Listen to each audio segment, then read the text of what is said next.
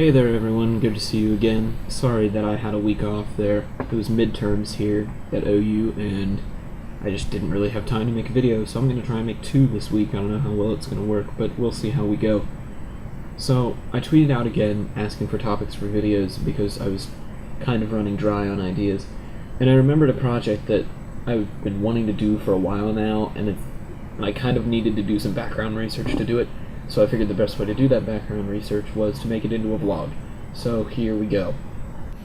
So what I'm going to be talking about today is modern media depictions of suburban life, because one of the projects that I'm working on is I'm trying to write out a story about a very specific period of my suburban teenage life. And in order to do that, I want to research modern depictions of suburban life and kind of find out what's missing, what part of the suburban teenage experience hasn't been explored yet, and explore it through the story that I want to tell.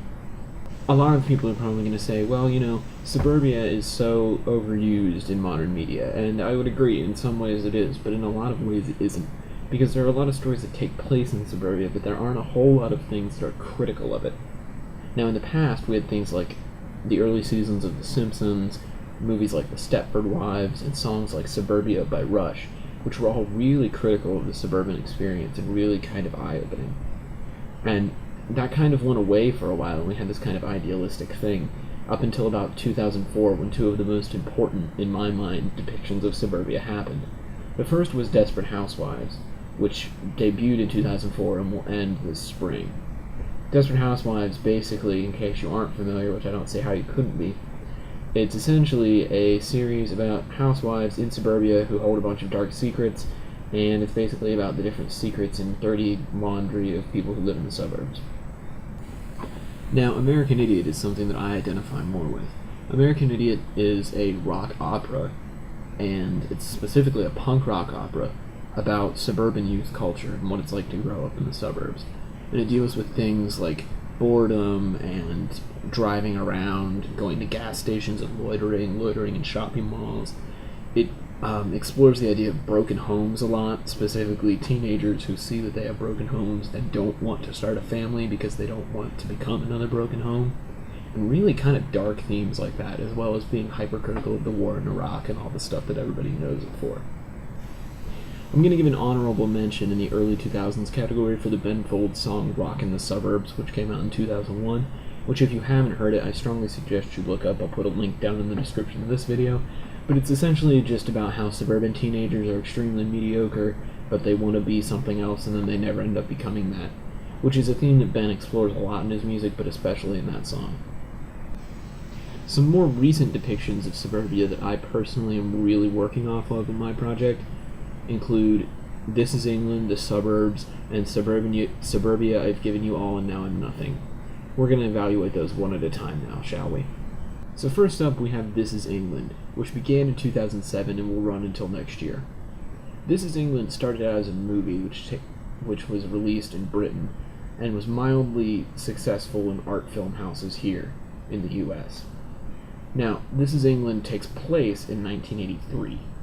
But it's very relevant today because we face a lot of similar issues.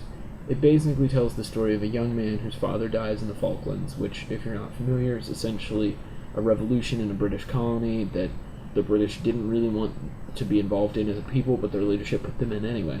Very similar to the Iraq War of modern times, if you ask some people. So this kid, the main character Sean, his dad dies in the Falklands. He feels very alone, he's made fun of at school, and he ends up falling in with a crowd of skinheads. Now, at the time, skinheads weren't racist. Skinheads were just people who enjoyed reggae music and were slightly nationalistic. The problem is, some of the more radical skinheads in his group of friends break off into a rival gang that's much more racist and nationalist, and he's forced to choose between the two. So that kind of shows the suburban youth being disenfranchised, which is a common theme, but kind of explored in a different, darker, more sinister way that I think is personally more honest. Now, as if that weren't enough, the director and writer Shane Meadows, who based the series on his life, has started creating miniseries that take place incrementally afterwards. So in 2007 you had the film This Is England, which took place in 83. Then, in 2010, you had This Is England 86, which obviously took place in 1986. This past Christmas you had This Is England 88, And this coming Christmas, you will have the final installment, This Is England 90. And these follow the characters through the late 80s, explore a lot of different things about suburban life, including what it's like to grow up in the suburbs, how it feels to become an adult in the suburbs, and what it's like to move in and out of a group of friends, which is something that a lot of us suburban kids have experienced. And not necessarily other people haven't experienced it, because I'm sure people in other environments do, but it's a very relevant example to our kind of lifestyle. Next up, from last year, we have Arcade Fire's album The Suburbs, which was the Grammy Award winner for Best Album. It may have come out in 2010, I apologize, I don't have the dates in front of me, so numbers aren't important, we're just going to explore themes here anyway. So, the main themes of the Arcade Fire Suburbs are as thus. First, boredom is the enemy. You see this when they talk about things like being tired of waiting and standing in a line, waiting on a number, and things like that. Then you have emotional numbness, which is discussed in subcategories of conformity, endless sprawling of suburbs, and once again the concept of waiting. And finally you have monotony, which is a theme that the other films and albums that I've talked about earlier haven't really explored, and that's something that I really enjoy about the Arcade Fire album. Because if you've been to a lot of suburban towns, they all pretty much look the same, and nothing ever really changes, which is kind of infuriating to a lot of people, including myself. So it's interesting to me that that theme exists on this album. Third, and most recently, we have the Wonder Years album, Suburbia, I've Given You All and Now I'm Nothing. If you're not familiar, the Wonder Years are a pretty cool pop-punk band who have also been called post-hardcore and things like that. But the album is a loosely made concept album about what it's like to go away to college or to go away to work and then end up moving back to the suburbs because you have nowhere else to go. Some of the themes explored on the album include what it's like having a rough time in life and being forced to move back to the thing you hate the most, what it's like going back home and realizing that a lot of things have changed, such as businesses closing down and your friends leaving and a lot of the people you know being gone, but at the same time a lot of things staying the same, like you still have to drive around on weeknights because there's nothing else to do and things like that. The next one is Nostalgia After Hatred, which talks about how you spend a lot of times in the suburbs hating being in the suburbs, but then you go away for a while and you come back and it's filled with nostalgia and great memories and things like that, which is something I've definitely experienced as well. And finally, you have a theme that's really surprisingly not in any of the other texts except for perhaps American Idiot, and that's the acceptance of modernity. The idea that at some point we all just have to accept that this is what existence is. And that's specifically brought up in two lyrics on the album that are really powerful.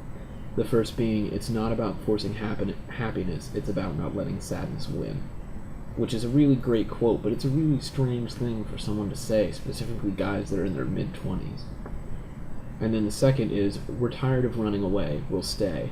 Which, if you grew up in the suburbs, or even if you grew up, you probably threatened to run away at one point. And so to finally get to the point where you're just tired of running away and tired of being that youthful sense of rebellion is really kind of sad, but it's inevitable, and it happens to everyone.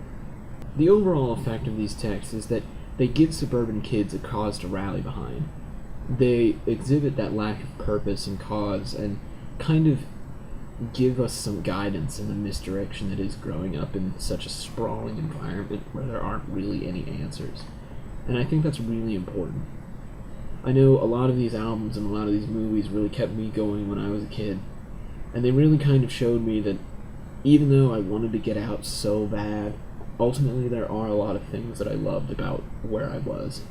And so that's part of the reason that I want to pursue this project that I'm writing, because I kind of want to share something that came out of me not wanting to be where I was, but ended up being one of the best moments of my entire life.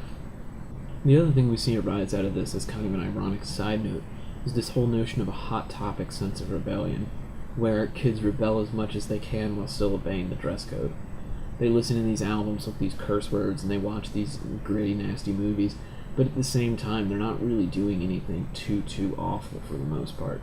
And at the time that seems like such a big deal, but then when you grow up and you look back on it, you realize that listening to Dashboard Confessional and Death Cab for Cutie really just meant you were a teenager, not that you were rebellious. So that's kind of the background research that I came up with. I'm going to continue to try and brainstorm and write out this treatment and ultimately some kind of screenplay for this story that happened to me. But if there's some kind of story that happened to you as you were growing up, would you like to see it turned into something, or do you want to save it as a memory? That'll be my question for this video. Other than that, thanks a lot for watching, and I'll see you guys next time.